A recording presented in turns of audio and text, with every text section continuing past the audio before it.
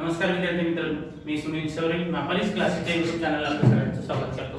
मागील व्हिडिओमध्ये बघितलं आपण प्रॅक्टिस सेट 1.1 1.3 हे दोन प्रॅक्टिस सेट आपण बघितले। चला तर आज बघूया आपण प्रॅक्टिस सेट 1.4 यामध्ये आपल्याला काय दिलंय इथं फ्रॅक्शन दिलाय। काय दिलाय फ्रॅक्शन। जर इथं आपल्याला दिलाय फ्रॅक्शन काय आहे 2/x - 3/y = 15।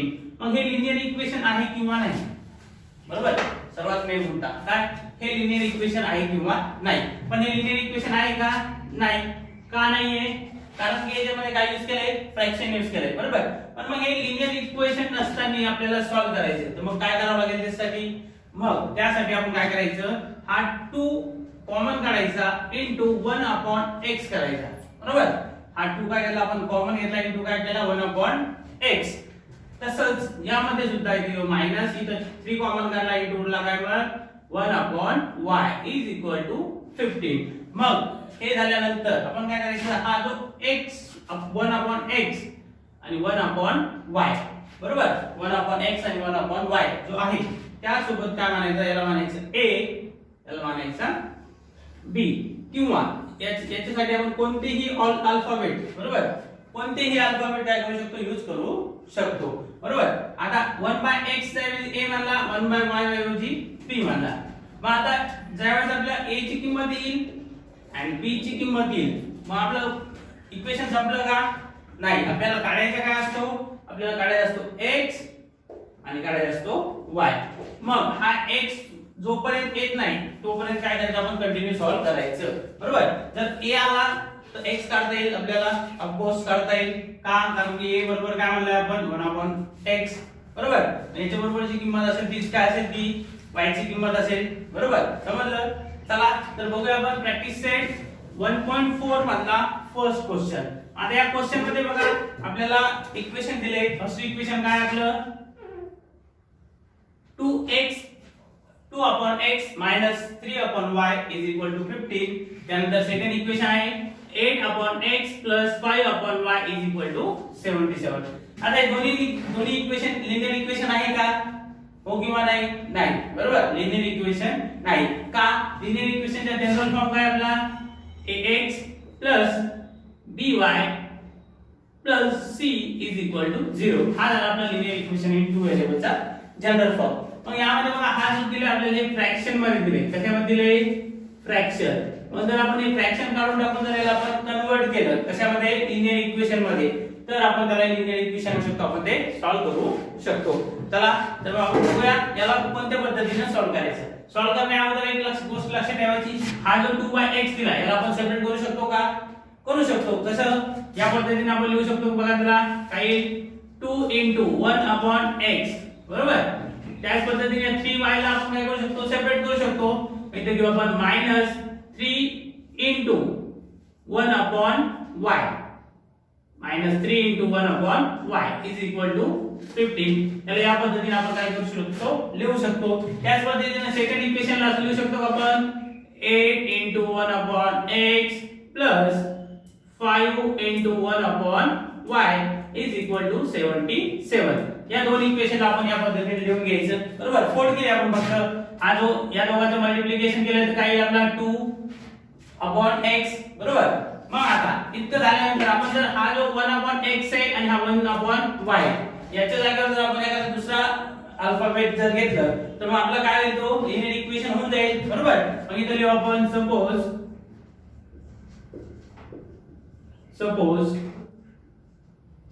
1/x = m and 1/y =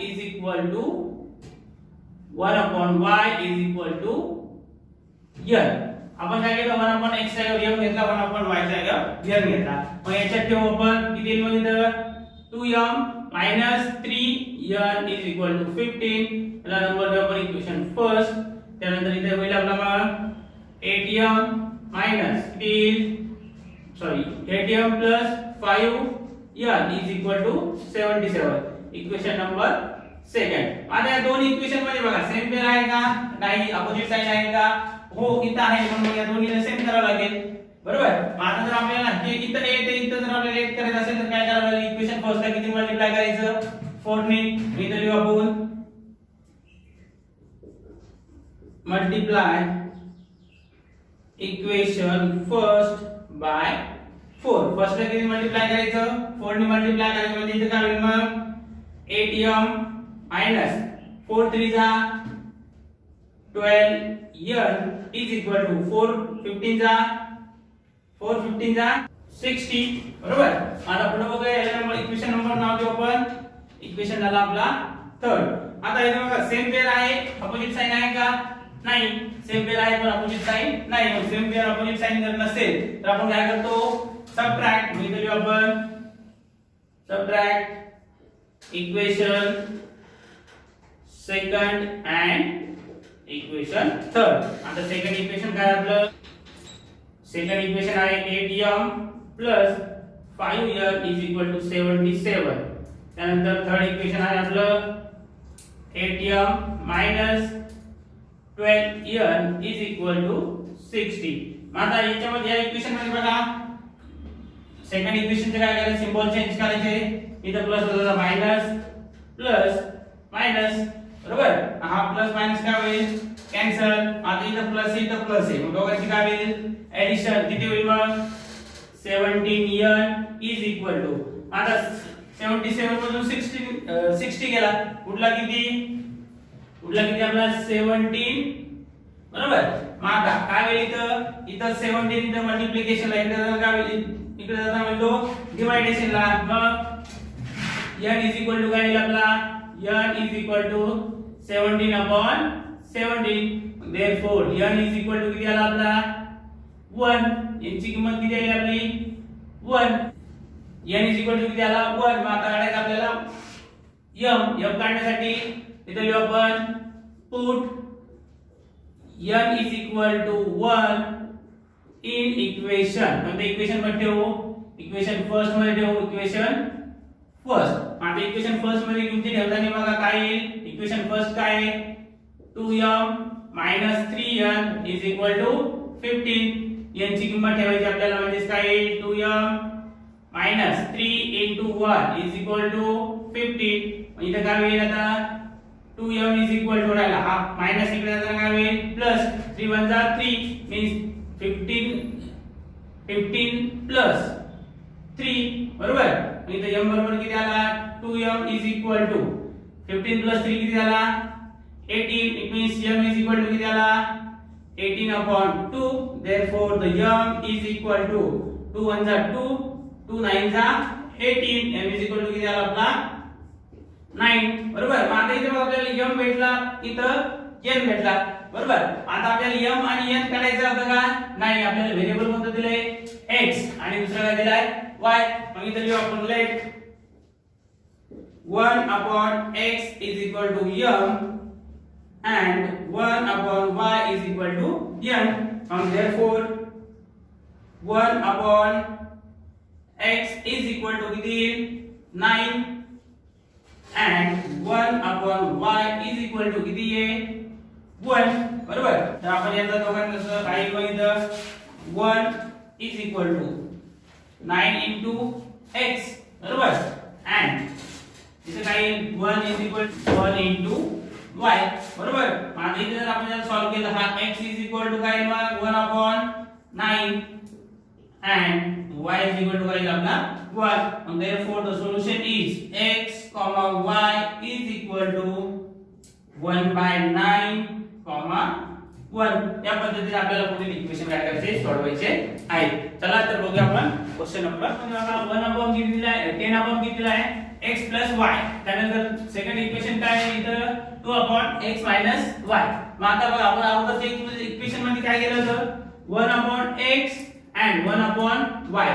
या दोन्हीने काय केलं होतं आपण x m आणि n मानलं होतं. मग आता इथं त्याच पद्धतीने कशाला बनावं लागेल फोल्ड करून लिहू आपण इक्वेशनची 10 into 1/x plus y plus 2 into 1/x minus y is equal to 4. आता फर्स्ट इक्वेशन बरोबर. त्यानंतर सेकंड इक्वेशन याच पद्धतीने लिहिता येईल आपल्याला 15 into 1/x plus y इथं minus 5 into 1/x minus y is equal to -2.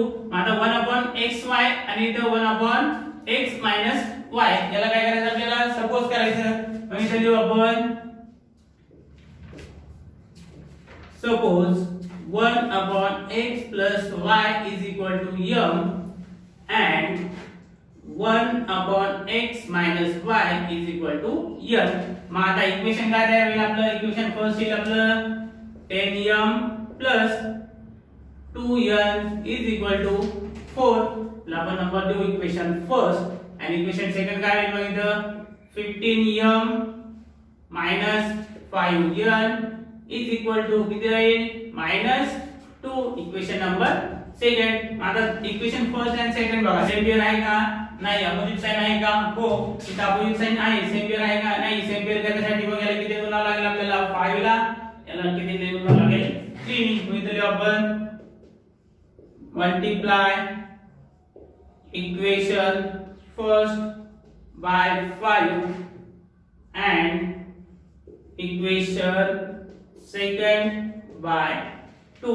First ला 5 आणि सेकंड ला किती ना 2 नी गुणायचं. मग फर्स्ट ला जर 5 नी गुणलं काय होईल इथं 50m प्लस किती होईल 2 5 जा 10m is equal to 5 4 जा 20. बरोबर. याला इक्वेशन नंबर नाव देऊ आपण थर्ड.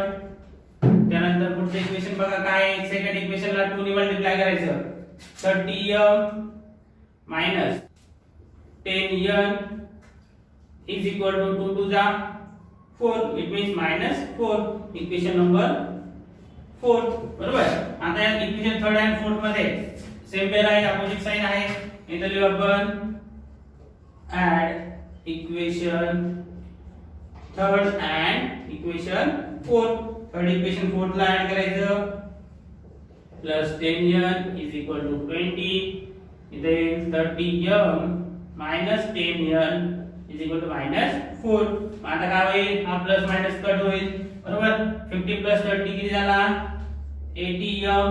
इथं 20 minus 4 किती उरला आपला 16. it means m is equal to 16 upon 18. therefore the m is equal to काय मग 1 upon 5. बरोबर. मग m किती भेटला आपल्याला 1 upon 5. it means बघा 16 upon 80. 61 ला 60 16 5 ला 80. बरोबर. मग इथे लिहू आपण put m is equal to 1 by 5 in equation. जे इक्वेशन सोपं आहे आपल्याला ते इक्वेशन मध्ये ठेवू आपण इक्वेशन फर्स्ट मध्ये. इक्वेशन फर्स्ट मध्ये पुट करू आपण m is equal to 1 upon 5. Equation first काय आहे 10 into 1 upon 5 plus 2n is equal to 4. 5 1 चा 5 5 2 चा 10. it means इथे उरला किती आपला 2 प्लस इथे उरला 2n is equal to 4. हा प्लस एक लेना मी minus. it means 2n is equal to 4 minus 2. बरोबर. मग 2n is equal to किती उरला 2. मग n is equal to काय 2 upon 2. it means n is equal to 1. मग इथे काय भेटलं आपल्याला m भेटला आणि n भेटला. मग आता काय करायचं आपल्याला इथे सपोज केलं होतं आपण 1 by x plus y is equal to m and 1 upon x minus y is equal to n. मग इथे लिहू आपण put 1 upon x plus y is equal to m and 1 upon x minus y is equal to n. बरोबर. आता इथे 1 upon x plus y is equal to m किती आला आपला m आला आपला 1 upon 5 and 1 upon x minus y n is equal to किती आला आपला 1. बरोबर. मग याच पद्धतीने आपल्याला सॉल्व करायचे. मग आता इथे बघा दोन इक्वेशन काय झाले. इक्वेशन याला जर सॉल्व केला आपण तर कसं होईल इथे येईल आपला x plus y is equal to 5 and x minus y is equal to काय 1. बरोबर.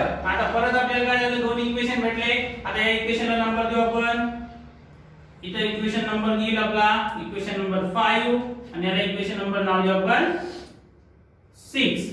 आता हे दोन इक्वेशन भेटले आपल्याला 5 आणि 6. माहिती बघा सेम पेअर ऑपोजिट साइन आहे.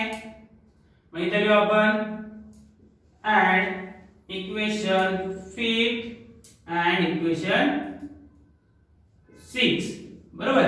आता 5th आणि 6 ऍड करायचं. 5th इक्वेशन काय आपलं x + y = 5 आणि 6th इक्वेशन आपलं x - y = 1.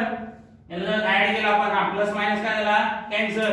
x + x किती उरला 2x = 5 + 1 किती झाला 6. इट मीन्स x किती आला 6/2.